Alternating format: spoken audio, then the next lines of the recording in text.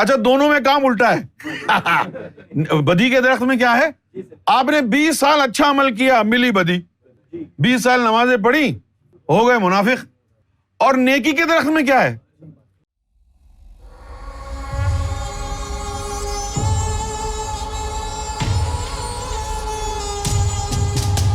کامران طفیل، توریت میں جس نیکی اور بدی کی پہچان کا درخت کا ذکر ہے وہ پرووربز ہیں.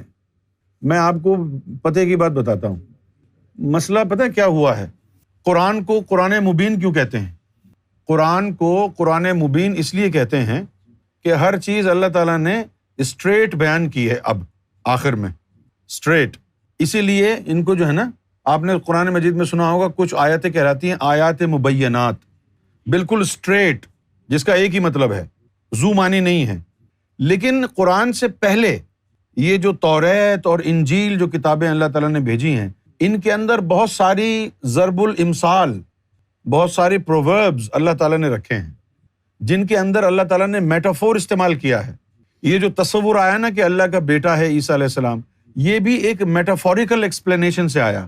تو کیونکہ توریت میں اور انجیل میں اللہ تعالیٰ نے ضرب الامثال، پرووربز بہت زیادہ یوز کی ہیں جن کا مطلب جو ہے وہ کچھ اور ہے اور الفاظ کچھ اور ہیں. انجیل میں اور توریت میں اللہ تعالیٰ نے میٹافور استعمال کیا ہے، یعنی تمثیلات. میٹافور کو اردو میں کہتے ہیں تمثیل. میٹافور استعمال کیا ہے اور پرووربز استعمال کی ہیں. اب ان پرووربز کا وہی اگر معنی اگر آپ لے لیں تو پھر یہ زیادتی ہوگی. اور بہت سارے مقامات ایسے ہیں کہ جن کو اللہ تعالیٰ نے پرووربز میں بیان کیا، ایڈیامیٹک فریزز استعمال کیے، اور وہاں پر اللہ تعالیٰ نے میٹافوریکل جو ہے نا وہ ٹچ دیا ہے جن چیزوں کو. لوگوں نے ان کو جوں کا توں مان لیا، ویسا ہی سمجھ لیا. اس کے جو یعنی جو سمبولک میننگ تھی اس کے پیچھے نہیں گئے کہ یہ مطلب کیا اس کا استعارہ لیا جاتا ہے. تو اسی طرح یہ کہا جاتا ہے کہ بھائی توریت میں نیکی اور بدی کا درخت ہے. بدی اور نیکی کے کہاں درخت ہوتے ہیں؟ یہ میٹافور کے لیے استعمال کیا. بدی کا درخت اور نیکی کا درخت، اس سے مراد کیا ہے؟ بدی کا درخت یہ ہے کہ کوئی کام آپ محنت سے کر رہے ہوں، 10-20 سال تک محنت سے کام کر رہے ہوں، اور فروٹ اس کا نکلے بدی. اب سمجھنے کی کوشش کرو، میری طرف دیکھو. مثلاً کیا کہ آپ 10 سال 20 سال نماز پڑھتے رہے اور 20 سال کے بعد آپ منافق ہو گئے. تو نماز پڑھنا تو بری بات نہیں ہے، نماز پڑھنا تو اچھی بات ہے. لیکن ہوا کیا کہ آپ نے نماز تو 20 سال پڑھی، لیکن نماز جس طرح پڑھنا چاہیے تھی، جو اس کے لوازمات تھے، جو اس کا معیار تھا، اس پہ آپ نے توجہ ہی نہیں دی. بجائے فائدہ ہونے کے اس کا آپ کو نقصان ہو گیا. اب نقصان کیا ہوا کہ نماز کے لیے شرط ہے لا صلاۃ الا بحضور القلب، کہ قلب کی حاضری کے بغیر نماز ہوتی نہیں ہے.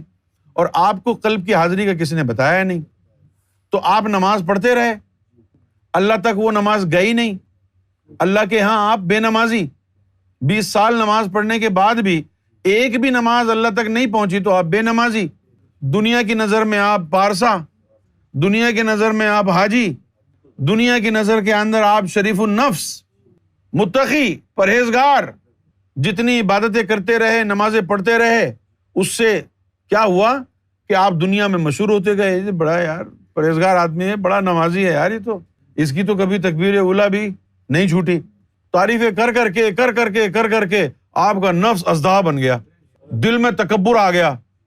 اور جب دل میں تکبر آ گیا، ادھر حدیث میں لکھا ہوا ہے کہ رائے برابر بھی تکبر ہوا تو جنت کے قابل نہیں. اللہ نے وہ نمازیں تمہارے منہ پہ دے ماری.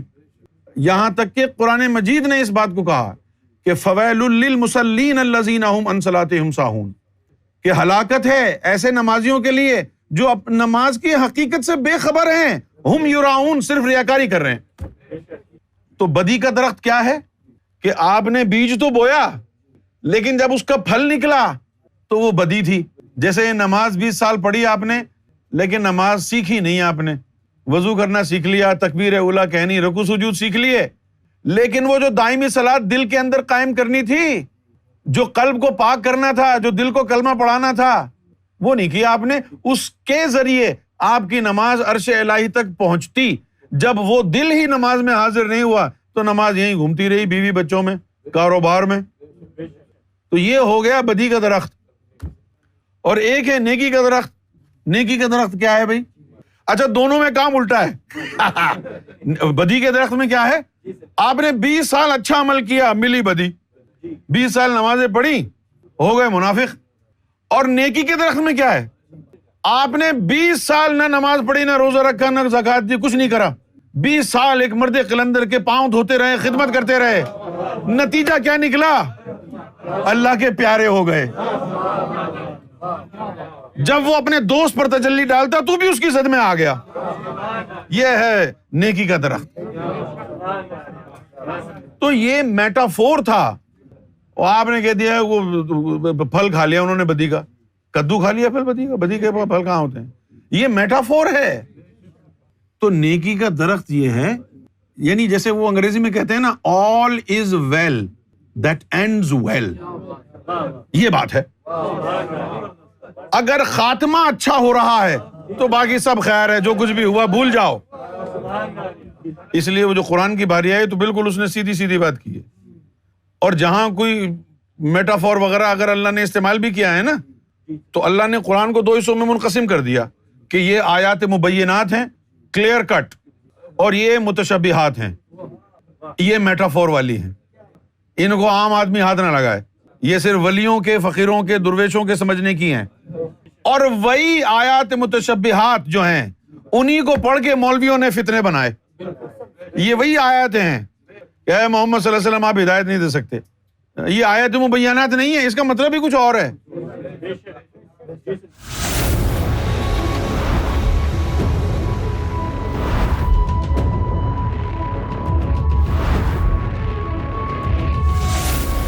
Amra TV, the place